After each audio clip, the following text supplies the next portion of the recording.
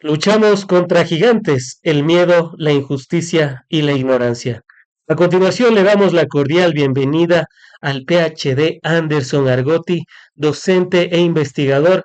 Preguntándote primero, Anderson, ¿qué opinas de que esa visita, esa reunión, ese almuerzo que tuvo Daniel Noboa de manera grupal en uno de los locales y recintos de Donald Trump, donde cobran hasta millones de dólares por estar ahí, no haya tenido los resultados esperados? Ecuador también se suma a esa larga lista de países que tendrán el 10% de aranceles y, dicho sea de paso, como la mayoría de América Latina.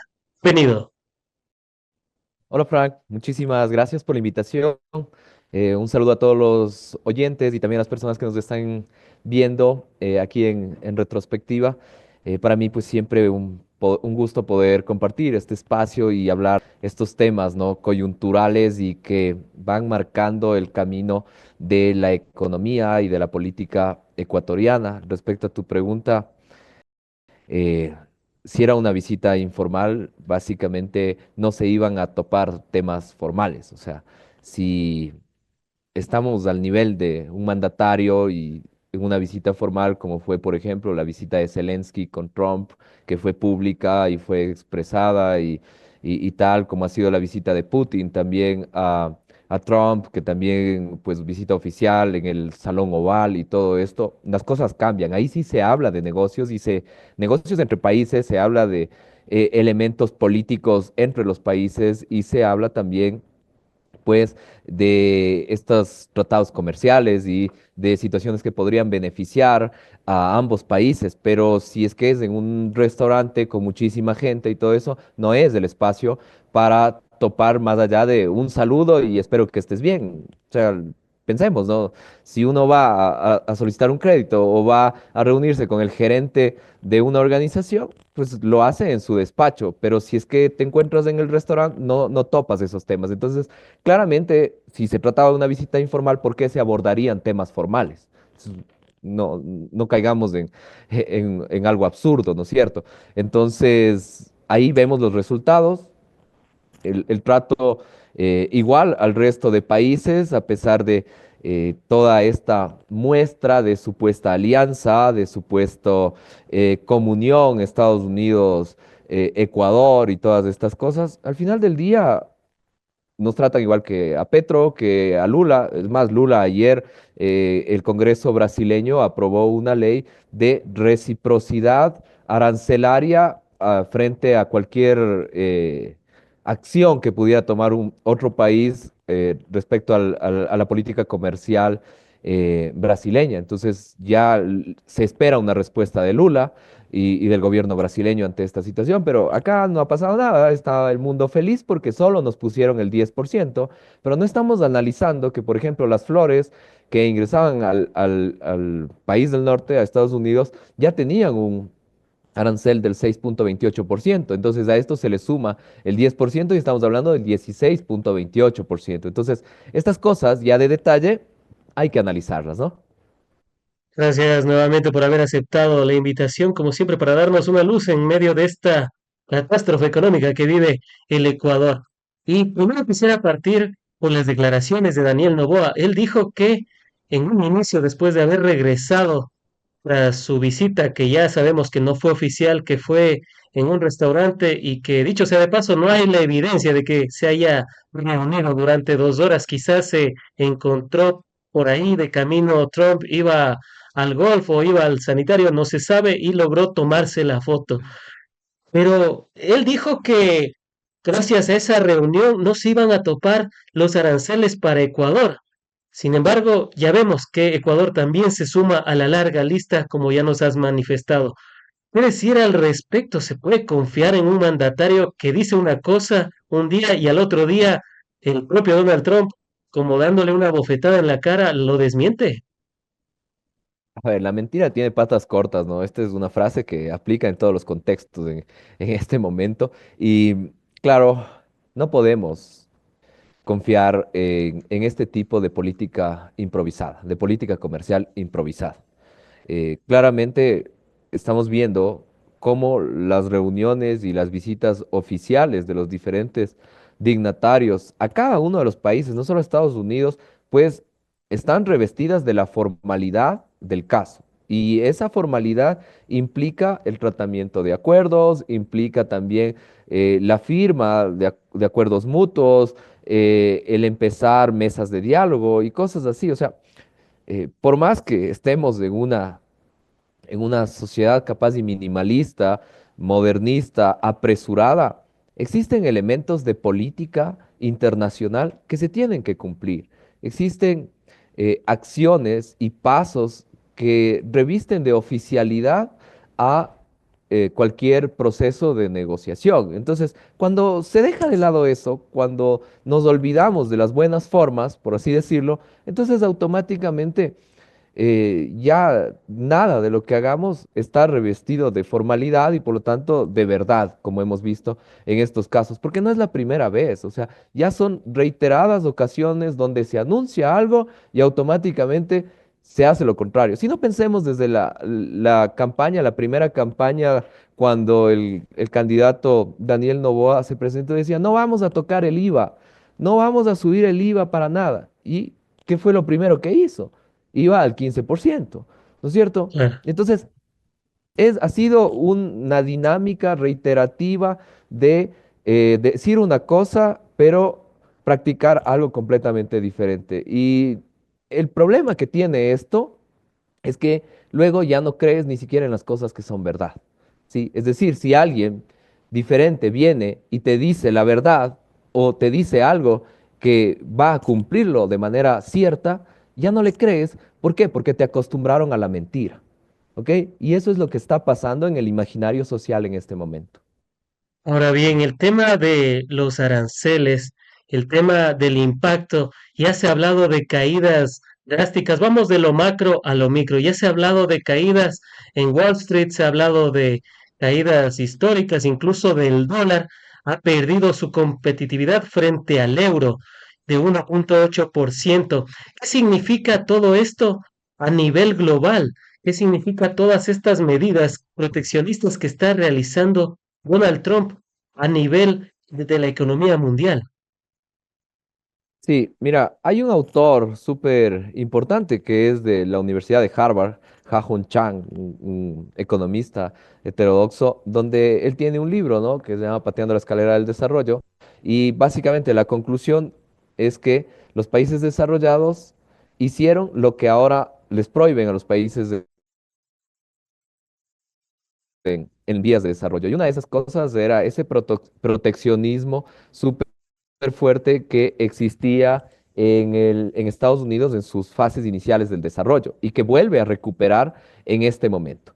Esto, obviamente, como tú mencionas, tiene un impacto. Era de esperarse un movimiento dentro de las bolsas de Nueva York, de la bolsa de Tokio, de la bolsa de Londres, de las diferentes bolsas de valores internacionales, porque claro, se están negociando futuros, fundamentalmente en estas bolsas de valores. Y en esa negociación de futuros también pues esas ventas anticipadas de petróleo, esas ventas anticipadas de todos los otros commodities, al ser Latinoamérica el impactado directamente con estas medidas arancelarias, pues generan una inestabilidad en los mercados que en algunos casos pues generan esta incertidumbre perversa, pero como siempre habrá ganadores y habrá perdedores y sabemos que los ganadores pues siempre serán estos grupos empresariales súper grandes, ¿no? Súper fuertes. Entonces era de esperarse esta situación. Respecto al tema del dólar, el tema del dólar es un tema complicado, que le pega fundamentalmente a Estados Unidos en positivo, por así decirlo.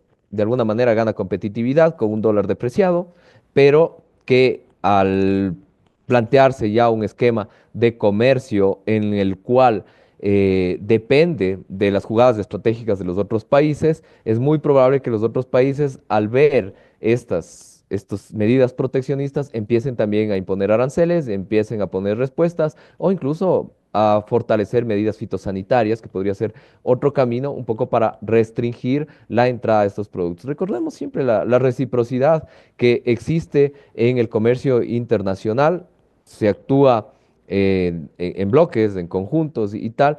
Y por otra parte, yo creo que aquí también hay un tema importante que es la desinstitucionalización. Y esa desinstitucionalización que la estamos viviendo en el Ecuador, aparentemente también la estamos viviendo en el contexto internacional, porque la OMC no ha mencionado nada al respecto.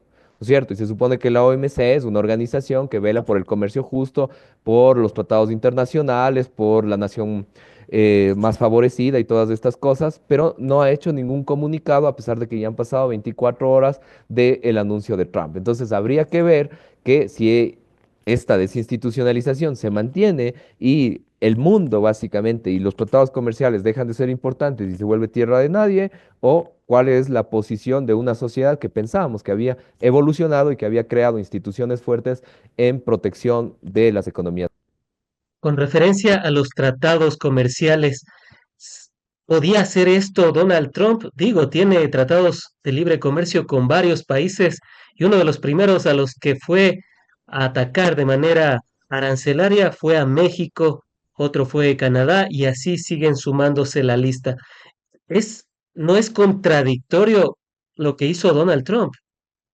Sí, sí, sí, por supuesto, ¿no? Si tú tienes un tratado comercial, en ese tratado comercial, obviamente se sientan las pautas arancelarias, es un proceso de negociación, o sea, recordemos que nosotros no hemos logrado estos tratados comerciales con Estados Unidos por muchas razones, algunas razones de mucha fortaleza y qué bueno que no se hayan realizado estos tratados en estos temas, por ejemplo, de patrimonio genético y cosas así, pero recordemos el hecho de que tienes que cumplir pues los tratados, están los acuerdos para cumplirse, pero sin embargo hemos visto cómo frente a Canadá, frente a México, frente al mismo Brasil, que también tenía un tratado, frente a la Unión Europea, pues se ha dejado de lado estos tratados comerciales y se ha tomado la posición del presidente de Estados Unidos en su beneficio, en el beneficio únicamente de su país, por así decirlo, y que, claro, podría analizarse desde muchas posiciones, capaz, y este fortalecimiento arancelario que está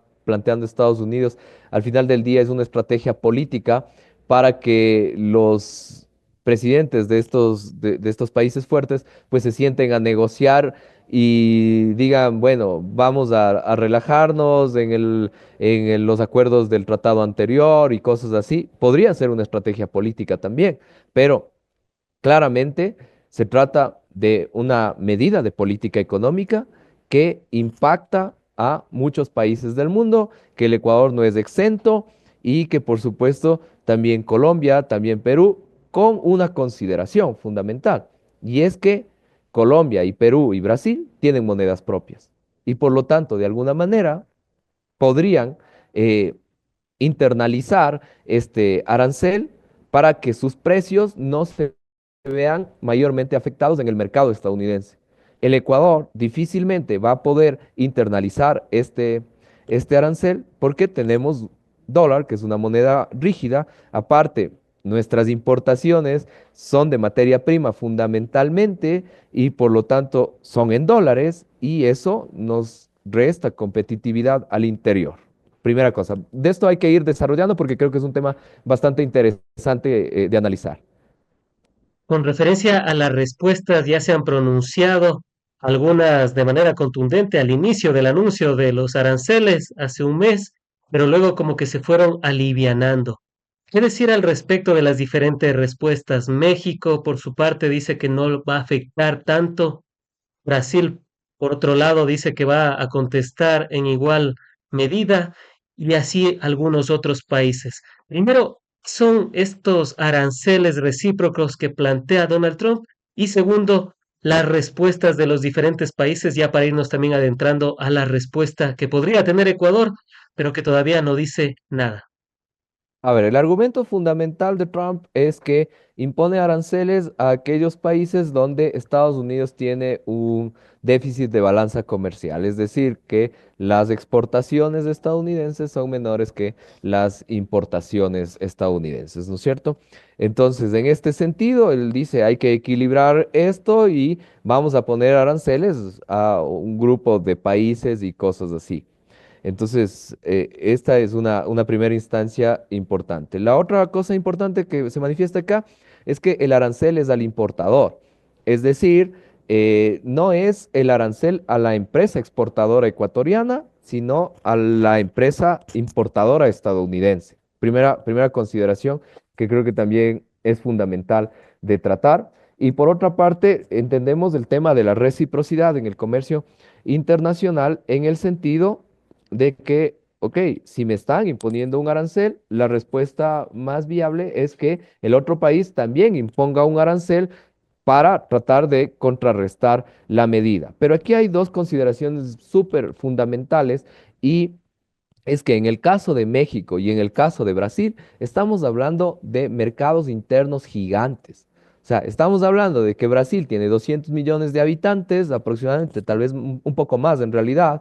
México, de igual manera, estamos hablando de 100 millones y más de habitantes frente a un Ecuador que tiene 18 millones de habitantes. Entonces, la posibilidad de que esos productos o esos elementos que por el arancel se dejan de vender se distribuyan en el mercado interno y sean consumidos de manera interna, es mucho mayor que pues nosotros empecemos a consumir como ecuatorianos. Entonces, la posibilidad de internalizar el asunto se vuelve más compleja en países más pequeños como el nuestro. Entonces, yo creo que esas consideraciones son importantes porque eso le permite a México y le permite a Brasil tener una contestación de tú a tú. Adicionalmente, hay otra característica y es que son naciones en las cuales sus mandatarios creen en la libre determinación de los pueblos y no están sometidos a la política estadounidense en el sentido de, ok, ¿y ahora qué hago?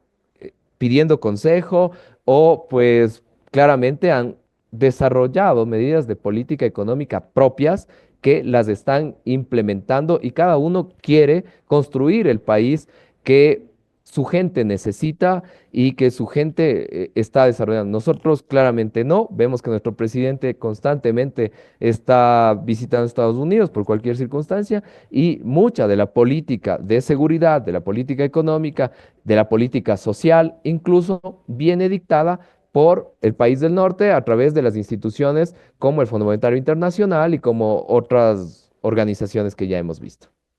Antes de ir al tema de Ecuador, también quisiera tener tu apreciación. No es contradictorio porque hay varios mandatarios como Javier Milei, Daniel Noboa, entre otros, entre otros mandatarios de derecha u extrema derecha, que siempre miran a Estados Unidos como su ejemplo a seguir. ¿No es contradictorio lo que está haciendo Donald Trump para lo que cree Javier Milei, Daniel Noboa y demás líderes de extrema derecha? Sí, sí, sí, por supuesto, ¿no?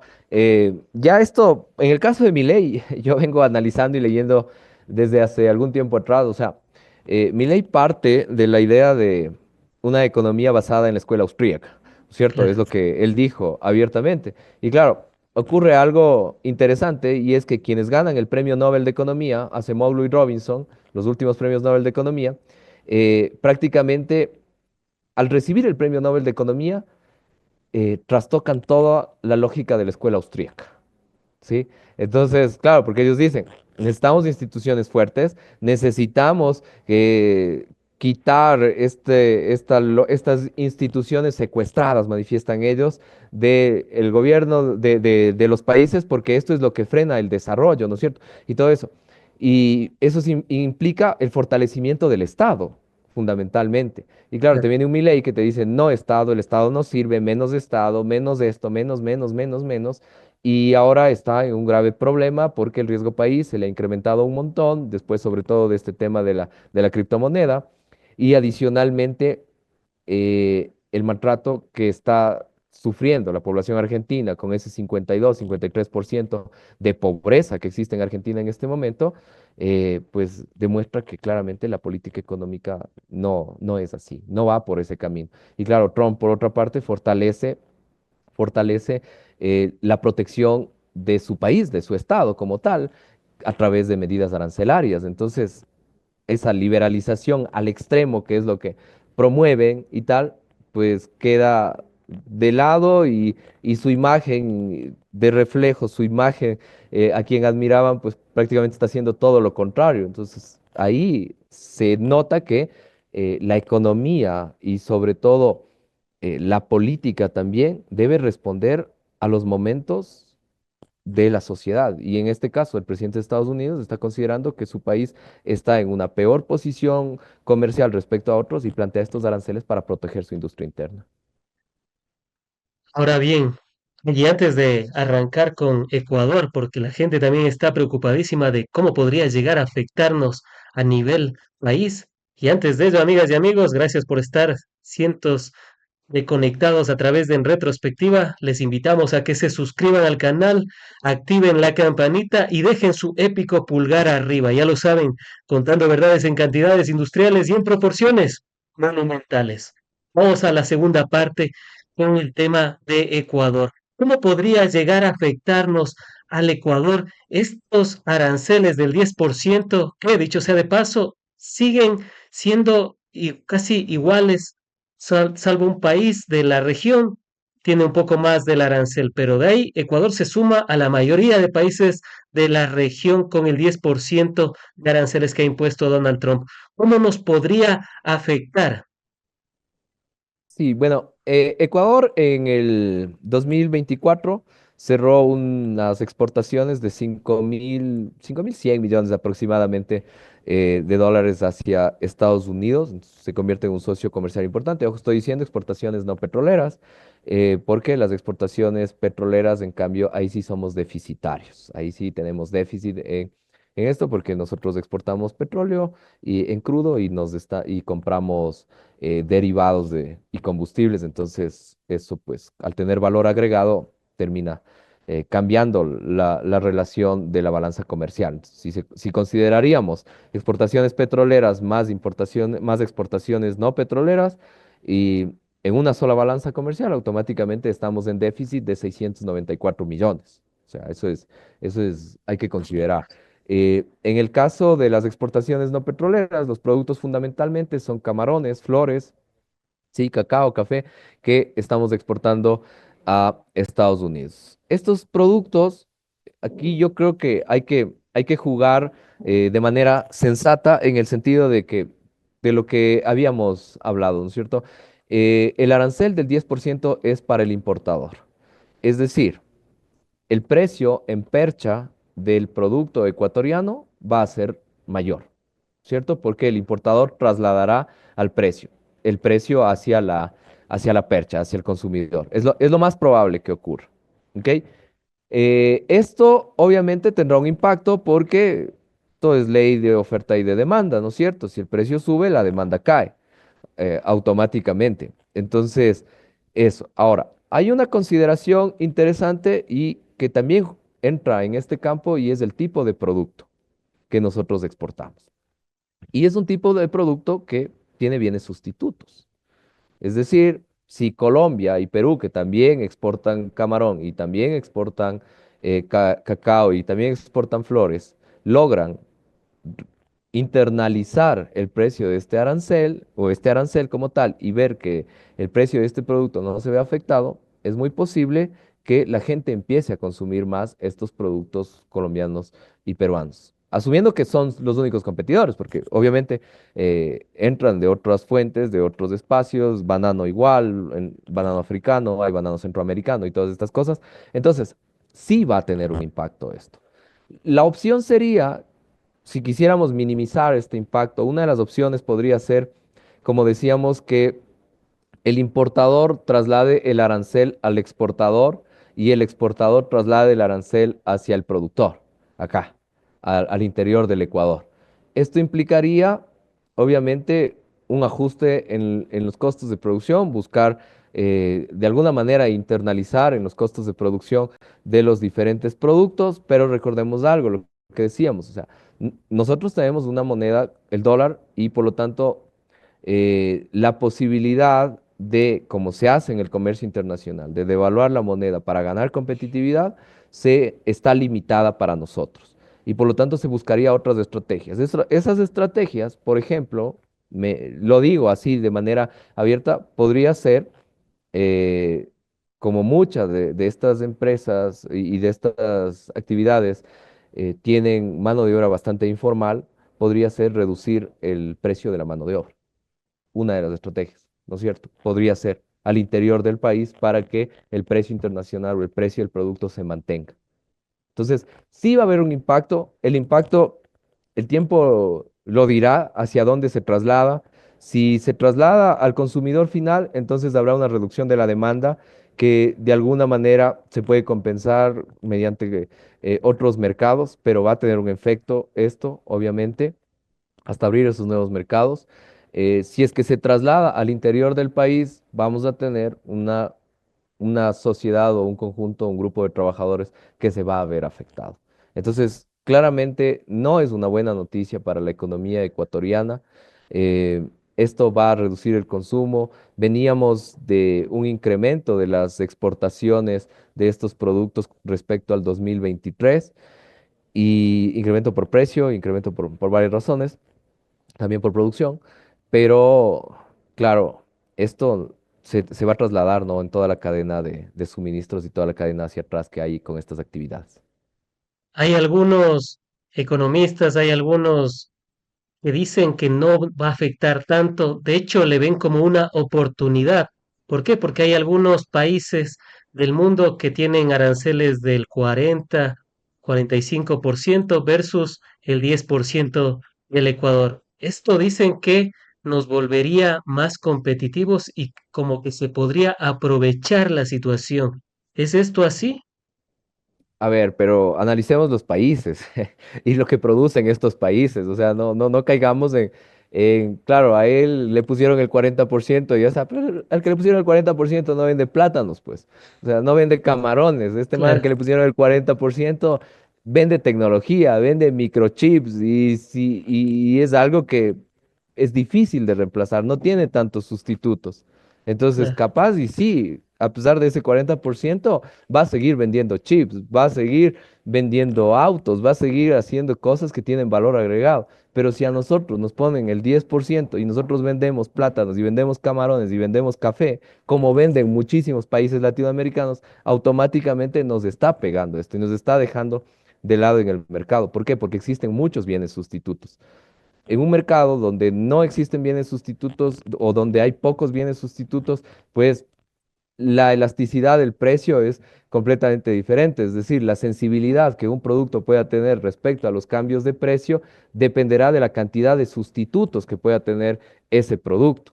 Entonces, claro, imagínate, o sea, pensemos en el mercado nacional, ¿cierto? Cuando el precio de las papas sube, automáticamente pues tenemos verde, tenemos yuca, tenemos otras cosas así y no hay problema, se deja de consumir papa y se va hacia estos otros sustitutos, no hay lío.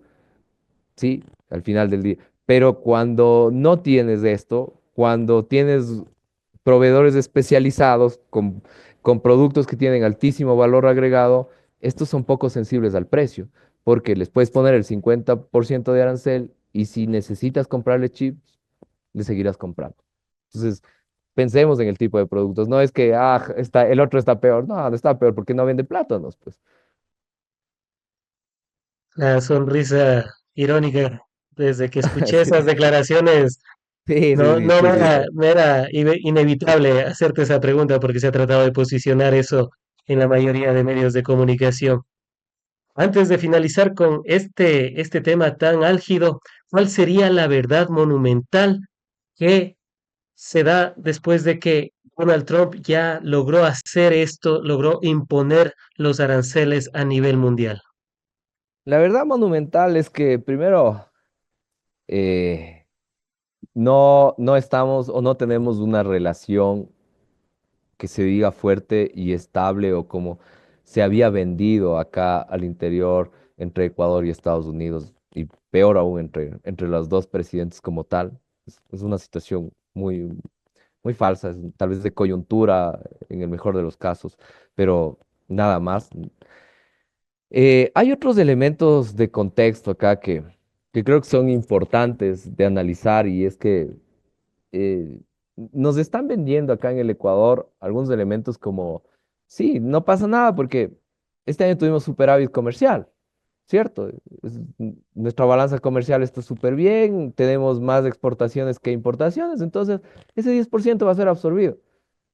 Pero ojo, tenemos balanza comercial positiva, pero tenemos crecimiento del PIB negativo. Sí, entonces, ¿cómo? aunque incrementan las exportaciones supuestamente, pero la economía no crece. Entonces, ¿qué pasa? ¿Por qué se da ese superávit comercial o ese superávit de balanza comercial en la economía ecuatoriana? Es porque la economía está en recesión, la economía está parada y la gente no está consumiendo y al no consumir, entonces no se está importando materia prima y al no importarse materia prima, pareciese que las exportaciones son altas, pero es en realidad porque no estamos produciendo al interior porque nuestra economía está en recesión. Entonces, hay que considerar estos elementos, hay que ver más allá, hay que ver dentro de un análisis más profundo y no dejarnos convencer por estas cosas que nos están vendiendo, que claramente no es así. O sea, solo analicemos eso. ¿Cómo podríamos tener superávit comercial si la economía viene decreciendo desde el 2018? No ha mejorado, no hemos mejorado. Entonces, hay mucho que analizar. Yo creo que el rol de los economistas y en realidad la profesionalidad de los actores es importante, porque acá está ocurriendo o puede ocurrir esta lógica que analizaba Robert Merton de las profecías autocumplidas, ¿no? Y, y claro, hay elementos que se sostienen en la confianza de la gente. Y si los actores irresponsablemente cambian discursos para menoscabar la confianza, entonces automáticamente puede caerse aún más la economía. Entonces yo creo que hay que ser muy responsables con las declaraciones, hay que ser muy responsables con el análisis técnico y sobre todo hay que decir la verdad. Y por suerte, yo te felicito, Frank, y a todos los medios independientes en realidad, porque son los que están mostrando la verdad y cada vez van ganando más espacios, cada vez se cree menos en los medios tradicionales, por todo lo que nos han mostrado y por todo lo que ellos mismos con el tiempo pues terminan cambiando su discurso y pidiendo disculpas a veces y cosas así. Entonces yo creo que hacen un trabajo genial ustedes y nada, yo siempre a las órdenes para poder comunicar y sobre todo apoyarles. Muchísimas gracias por tus apreciaciones, Anderson. Por eso siempre nos gusta tener esa visión de los expertos, pero de los que hablan con la verdad, porque si no, seguimos en esa época del oscurantismo y sobre todo haciendo la analogía de la caverna de Platón. Vamos a continuación, aprovechando los últimos minutos que tenemos, y quisiera un preámbulo para en un futuro programa profundizar sobre cómo va quedando la economía del país, cuál será el déficit proyectado para el siguiente presidente o la siguiente presidenta, las deudas con los GATS y en general cómo está la situación económica del país tras esta recesión económica. ¿Y por qué te pregunto? Porque vi el informe del Banco Central del Ecuador y dice que este año vamos a crecer inclusive al 2,5%. A ver, cosas importantes. El déficit hay que tenerlo en cuenta.